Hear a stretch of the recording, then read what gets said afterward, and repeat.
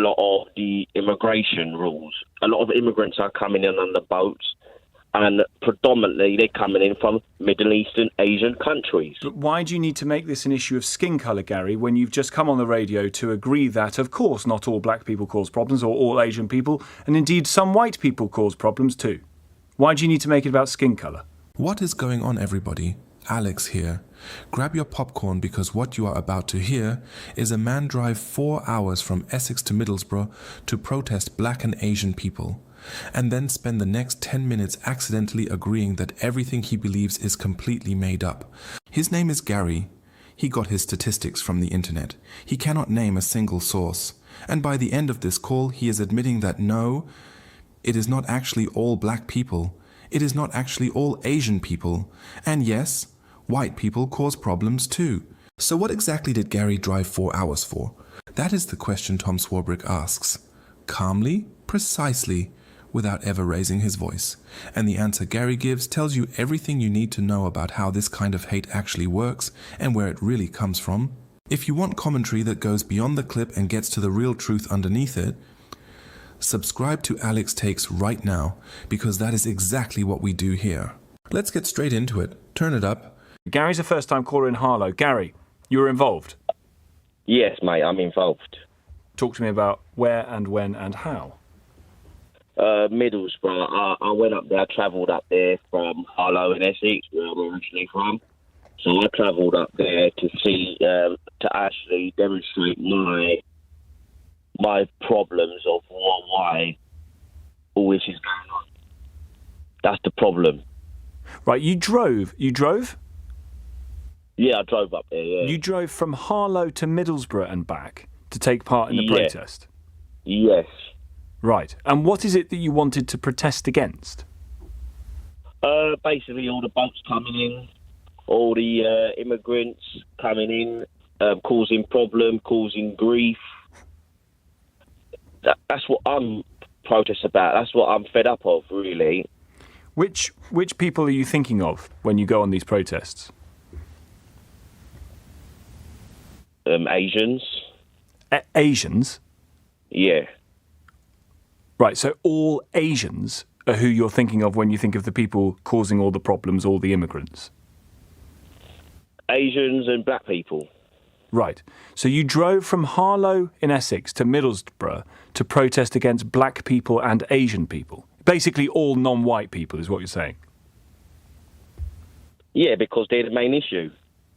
All non-white people are the main issue? Well, from what I'm seeing. What are you seeing? Because from where 99.9% of the rest of the country is seeing, all black people and all Asian people are not the issue, Gary.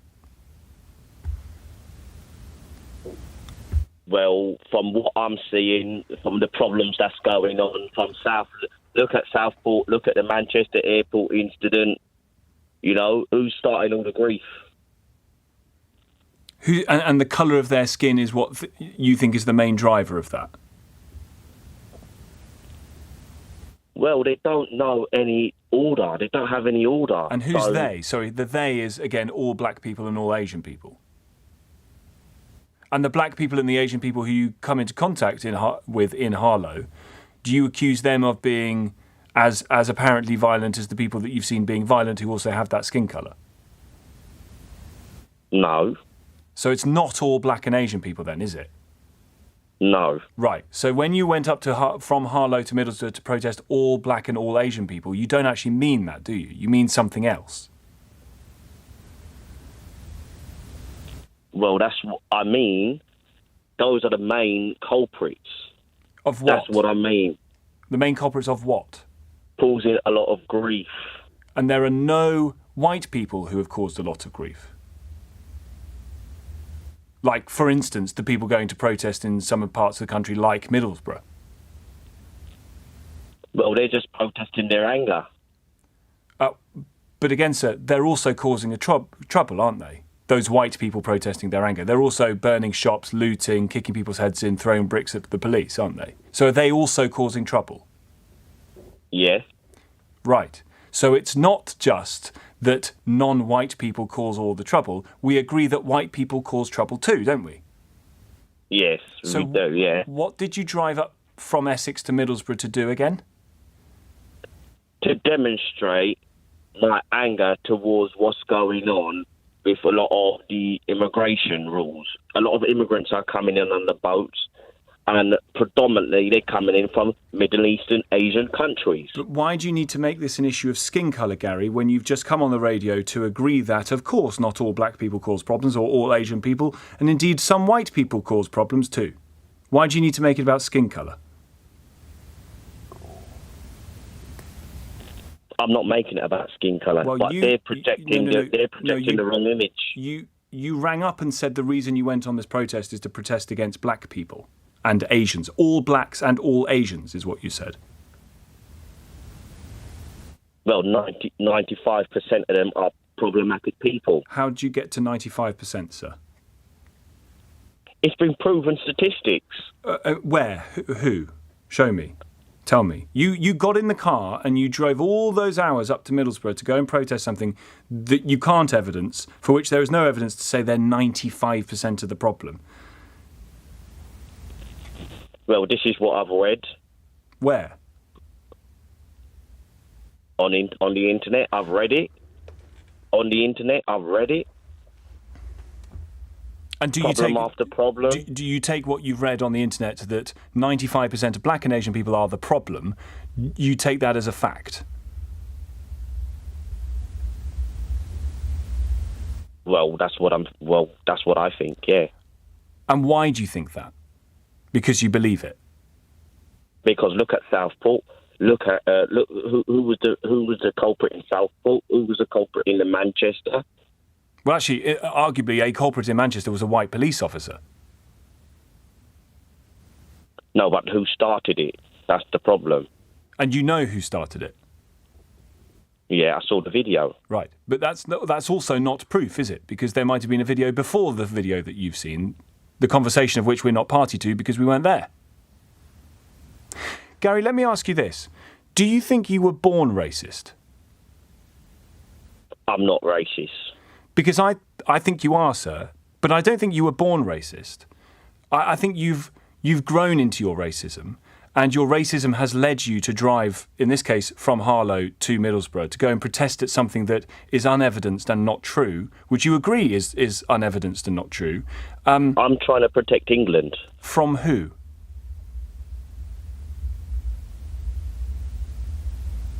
From the invasion of illegal migrants. Maybe some people don't see that, but I see what's going on.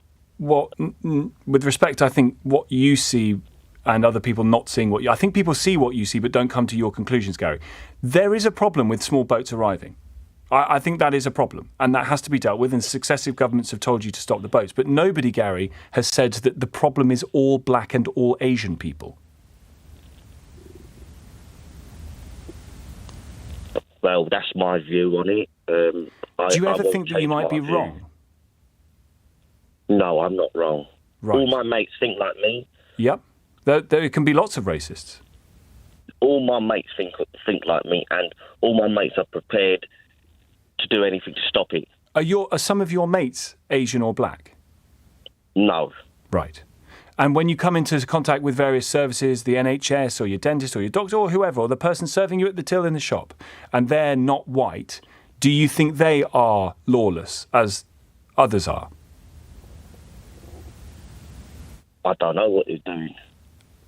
But they're not, are they? I mean, there they are holding down a job. In some cases, there they are attempting to save your life in parts of the NHS.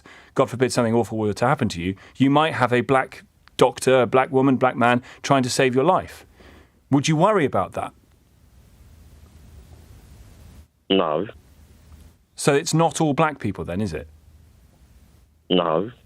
So why did you make it about race when you went up to Middlesbrough to go and protest? Because, as I told you, what's going on, what happened, I made it about that because of Southport and the Manchester incident. You use the colour of their skin to say all black people are therefore a problem. Yeah, because those are the main problems that's out there right now. But you also agree that it's not all black people, don't you? Yeah, but as I said... So how can those two things... I'm going to give this 30 more seconds, Gary, because maybe we're getting somewhere. How can you have two things that are opposite be true at the same time? It is all black people, and it isn't all black people. How can you hold both of those things to be true?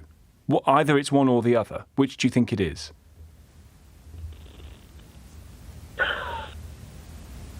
Well, maybe 5% is all right. Maybe 5%. If that. Right. But the other 95% are wrong, mate. And you get to the 95% figure because you read it on the internet? Yes, I did, yeah. Do you think you should be arrested? No, for what reason? Well, what did you get involved in Middlesbrough? You went round charting, you went encouraging people, you were there to facilitate, to help people get their point across by chucking stuff at the police and what have you? No, I had a plasterboard up, that was it. What did your plasterboard say? Get illegal migrants out. Right. Get our country back. From all the black people? Well, what else is there? What else is there? It's the Asians. It's the people from Africas. Right. Africas. Okay, Gary, I've tried. And there it is. Gary drove 4 hours, read some stuff on the internet, cannot name a single source, cannot produce a single statistic, and within 10 minutes of being on live radio, agreed that no, it is not all black people. No, it is not all Asian people. And yes, white people cause problems too.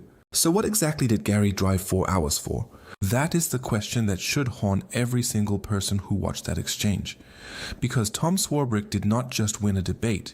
He accidentally revealed something far more important. Gary's racism was never really about facts. It was never about boats. It was never about crime statistics. It was about something much darker and much more human than that. Here is what nobody wants to say out loud. Gary is not an anomaly. Gary is a symptom. He is what happens when you take a man who feels powerless, invisible, left behind by every system that was supposed to work for him, and you hand him a simple, visible target to blame for a complicated and painful reality. No money, no opportunity, a community in decline, a political system that stopped listening decades ago. That is a lot of pain to carry, and it is infinitely easier to blame the boats and the immigrants and the brown faces than it is to sit with the truth of your own life. And the internet knew that, social media knew that, Nigel Farage knew that, the entire right-wing machine knew that, and they fed Gary exactly what he needed. Not truth, confirmation. A community that told him his anger was righteous and handed him a target for it. That is how this poison spreads. It does not recruit with facts.